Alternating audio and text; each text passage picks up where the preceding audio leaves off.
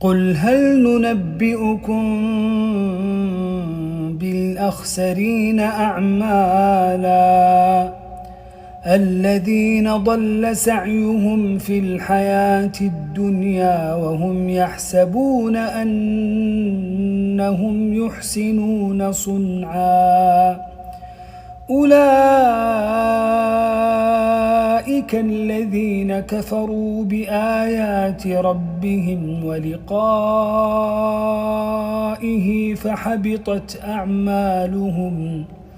فحبطت أعمالهم فلا نقيم لهم يوم القيامة وزنا ذلك جزاؤهم جهنم بما كفروا واتخذوا آياتي ورسلي هزوا إن الذين آمنوا وعملوا الصالحات كانت لهم جنات الفردوس نزلا